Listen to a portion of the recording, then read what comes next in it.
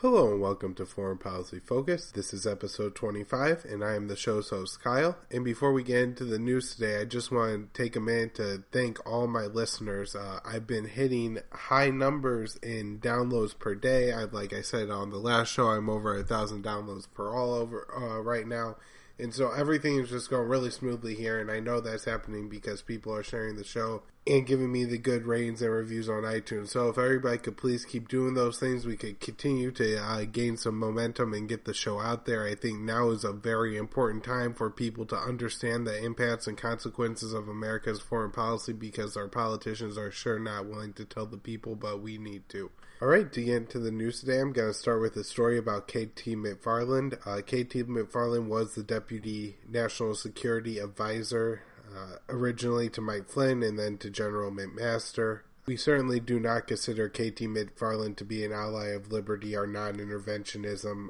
Right before taking the post, she put out a report, I believe, on North Korea, a really hawkish report on North Korea, essentially suggesting that we should take first-rate measures against North Korea. So she will no longer be Deputy National Security Advisor. She is moving to Singapore to be the U.S. Ambassador to Singapore. This is very oddly, well, I guess not very oddly, but it's being framed up as a promotion to be going to Singapore for her. I don't understand why being ambassador to Singapore is somehow better than being the Deputy National Security Advisor. It seems like a step backwards. I mean, who even knew who the previous ambassador to Singapore was anyway? So this doesn't seem like that. It may be a good thing. This may be a bad thing. I guess it all depends on who replaces her. She is a holdout from the Flynn time, so maybe this was just a case of Obama trying to get rid of all remnants of Michael Flynn within his cabinet, although, I mean, that may not be a good thing. If we look at what's going on in Syria, maybe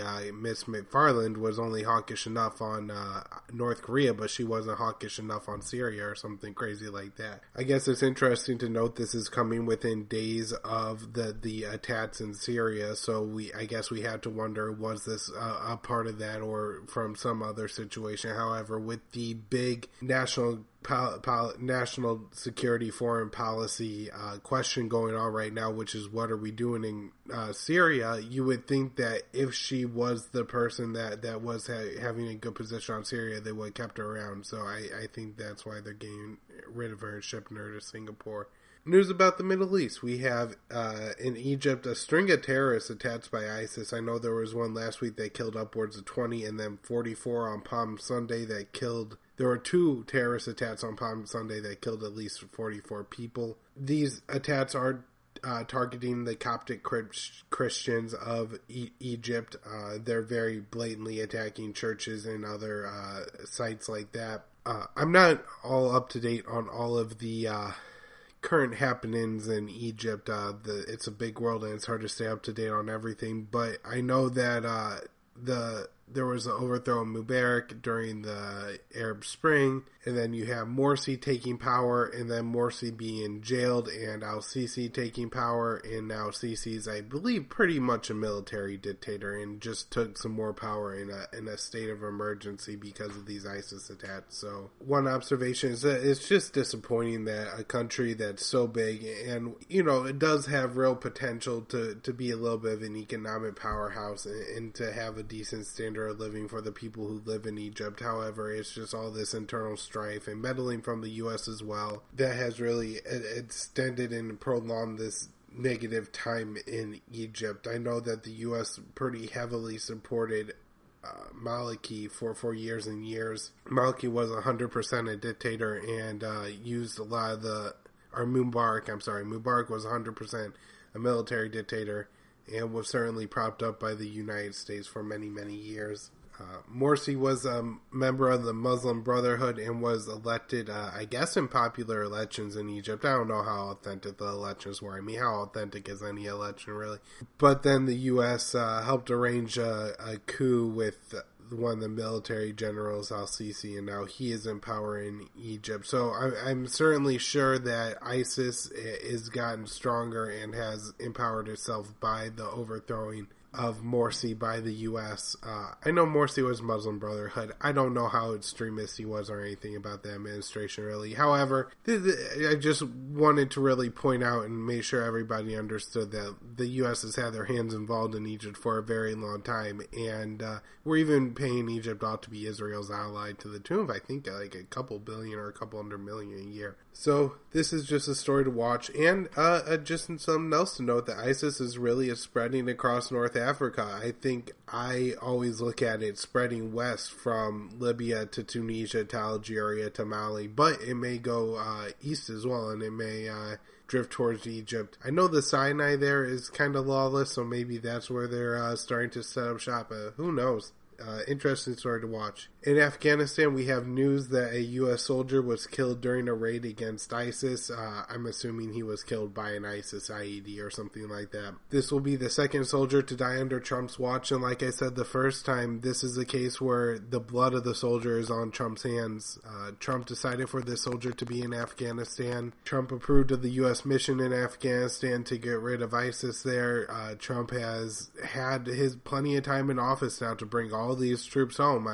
Like Ron Paul always says, we marched in there, we can march right back out. And so it's just a real shame that we continue to rack up deaths like this of U.S. soldiers, of, young and important and probably pretty talented, young, athletic people that go and join the army and are killed overseas in what is really, at this point, has to be understood as a pointless war. Longest war in U.S. history. I mean, the one thing you could say about Richard Nixon in the U.S. during the 70s, at least they understood when they were fighting a pointless war and were only losing more troops for nothing. It doesn't seem like we get this today. We've been in Afghanistan for 16 years now. What are we thinking? What are we doing? Why are we there at this point? It's completely a mystery. And yeah, leaving may end up with the Taliban rising back to power in Afghanistan, but it doesn't matter if the U.S. leaves in 10 years, 20 years, 50 years, or 100 years, the Taliban are going to end up in power in Afghanistan. And we just, I guess, during that time, just need to measure how many trillions of dollars the U.S. is going to spend in Afghanistan, how many thousands of soldiers are going to die in the war, too. And I don't know if this is something that Trump just doesn't understand, if he doesn't care, and is just letting people do what they want on the foreign policy stage so he could get more of his domestic agenda pushed through. However, I mean, it's disturbing, and we need to start holding people morally accountable for what happens in war, and that's the only way we're going to get anybody to ever take notice of this issue, because I guess while I think most people agree that people dying in a faraway land is sad, I mean, to really have any emotional or type of reaction like that to it is kind of hard to do, especially when these places are happy and, countries that you couldn't find on a map. And so if people realize that a death to an Afghani, a U.S. soldier in Afghanistan, or a children in a school in the U.S. all meant the same thing, that somebody had died and it was a bad thing, then maybe we would get the action of demanding that the U.S. pull troops out of Afghanistan. I mean, I always find it kind of funny when you have all these left-wingers that will stand there and rally about the U.S. needing to be anti-gun and to take away arms from U.S. citizens or get weapons of war off the streets of the U.S., but they have absolutely no problem with sending our young men to go walk on the streets with weapons of war of Afghanistan. It's simply nonsensical. You would think they would be able to say, oh, it's bad there, it's bad here as well, but they don't make that connection. Maybe Afghanistan is a war that Trump will be able to get out of or ignore a little bit. Maybe we won't see an escalation there. Hopefully not like we had under Obama. I think 30,000 troops or some absurd number like that went into Afghanistan. So we can only hope, but we need to remember, we need to hold Trump accountable. Every U.S. life lost in Afghanistan is the fault of Trump. Every U.S. dollar wasted in Afghanistan from here on out, from July 20th of 2017 till he leaves office, all that is on Trump. All right, now I'd like to take some time and follow up on the Syria story, the missile attack, the chemical weapons attack, the alleged chemical weapons attack, whatever the hell you want to call it, and then the U.S. missile strike in return. So for those of you who apparently haven't looked at a TV in a couple days, Trump bombed Syria. He launched 59 Tomahawk missiles at a Syrian airfield somewhere in the general side of the country as Damascus, I guess. I don't know exactly where the airfield is. and bombed one of Assad's airfields. So I guess I already went and did a lot of analysis on this, so if you want to know what I actually think about the airstrike, go check out the last show, Foreign Policy Focus 24. However, now I just kind of want to cover what's been going on since I talked about it on Friday. The first, I guess, kind of interesting news is this is from Philip Giraldi, and that is the missiles sucked and they didn't work very well, apparently. I guess 20 of the missiles were duds and went down somewhere in the desert or in the middle of nowhere, and then some 30 got close enough to the base and hit some areas around it. I guess they hit the town around it. And unfortunately, this led to 9 people being killed. But it's also just goes to show how much the weapons manufacturers in the U.S. thought they can't even hit their targets. I mean, I guess it's a good thing they didn't hit their targets because, Assad will use that military equipment that the U.S. tried to destroy to kill Al-Qaeda and ISIS, which would be a good thing. So I don't think that's what happened here.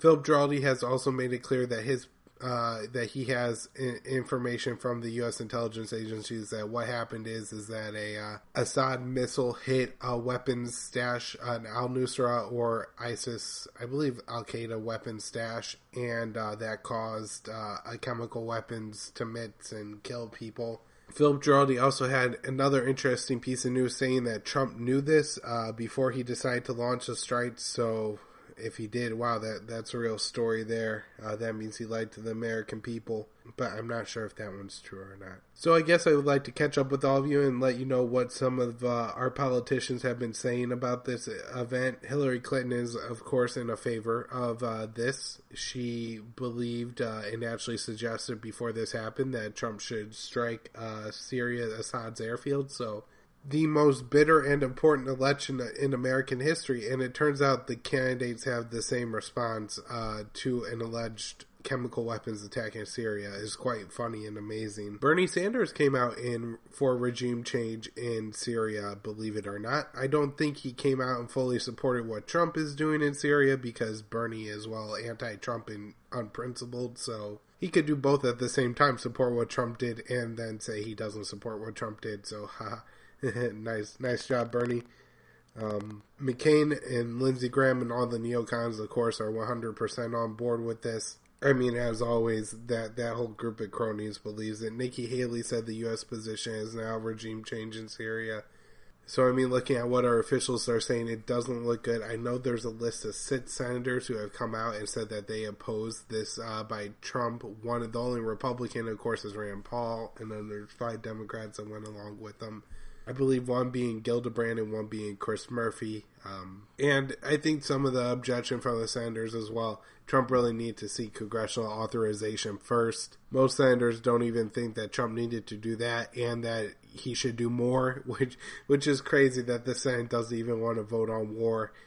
Really unbelievable. I know that there are some within the House, like Thomas Massey, who would also like to see a vote on this and who do not support Trump's intervention in Syria. Since the attacks, the U.S. has come out and told Russia that the U.S. feels like that Russia should stop supporting Assad, and if Russia doesn't, we will put sanctions on Russia. So, I mean, the U.S. already has a bunch of sanctions on Russia, but my had tables turned since Trump was President-elect Trump when he was getting along with Putin, and now he's starting to put sanctions on him, what he was criticizing Obama for doing.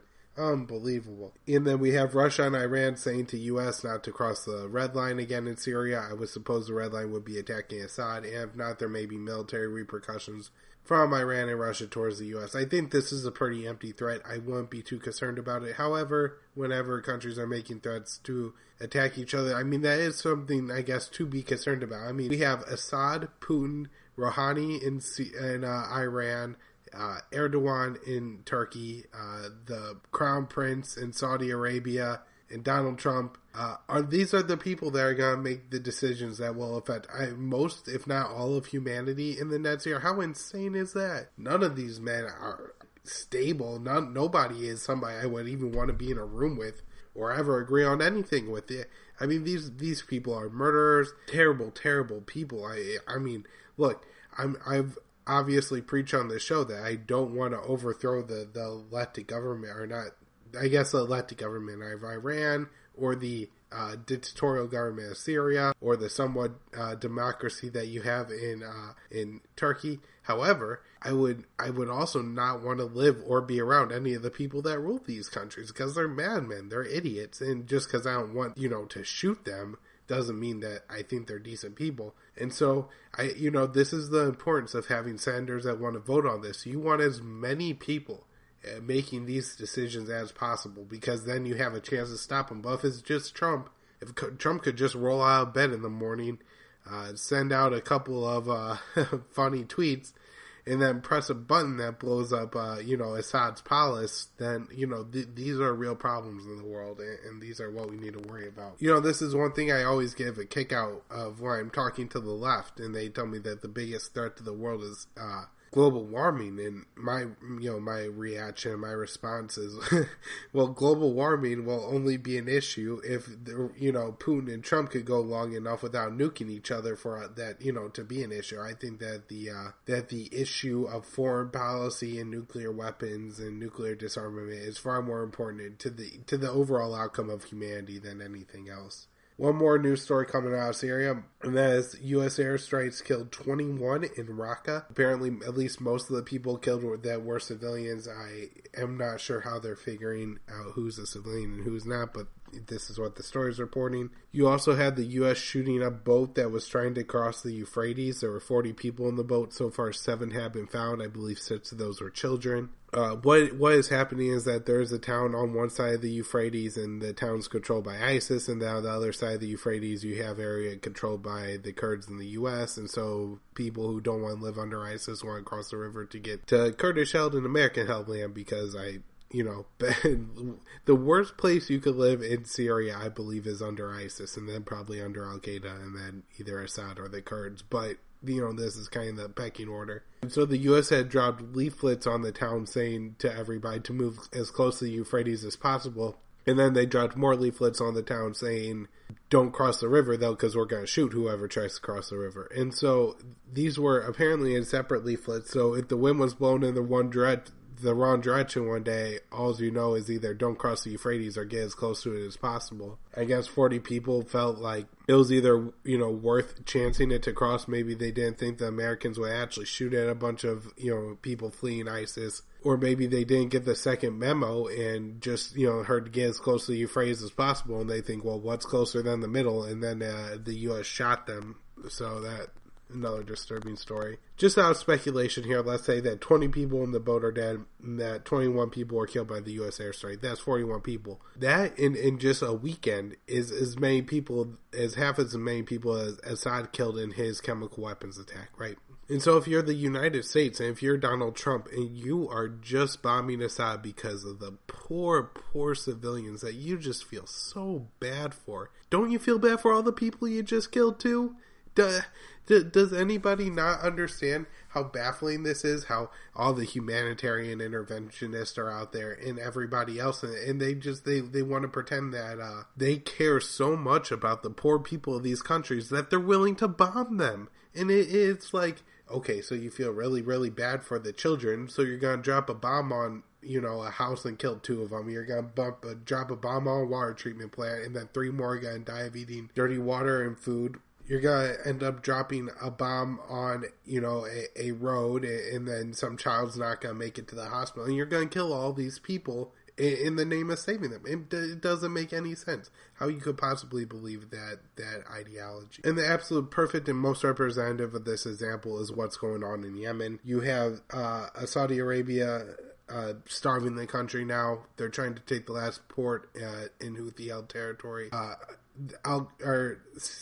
Saudi Arabia is having ships go, through so much bureaucracy and red tape that the food's spoiling on the ships so the people in the country don't get it. They're bombing food processing plants and all the manufacturing and factory capabilities that you need to be able to have a country that distributes food. Saudi Arabia is destroying all of it for Yemen. And so it's becoming clear now that Saudi Arabia has a policy of starving the people in northern Yemen, at least northern Yemen, to death in order to defeat the Houthis. And then the U.S. is backing Saudi Arabia in this war. And so you have to scratch your head and really think, if Obama cares so much about Muslim babies, then what about the 400,000 Muslim babies that are starving to death in Yemen. I mean, what are you thinking, Donald Trump? How can you be so inconsistent and so nonsensical on these issues? It's absolutely amazing. And it's not just Donald Trump. Obviously, Obama had the same damn policy and tried to go to war with Syria in 2013.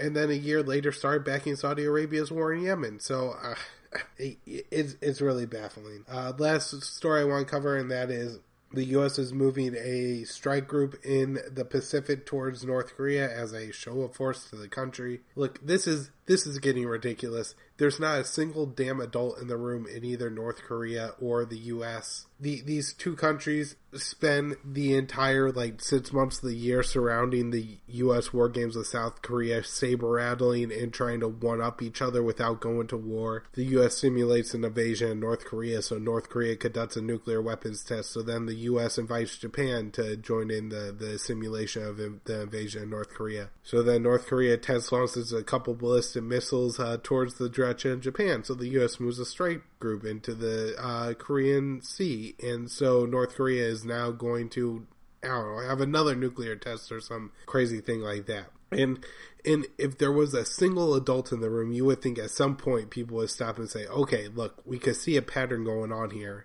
You poke them, they poke you twice, you poke them 3 times.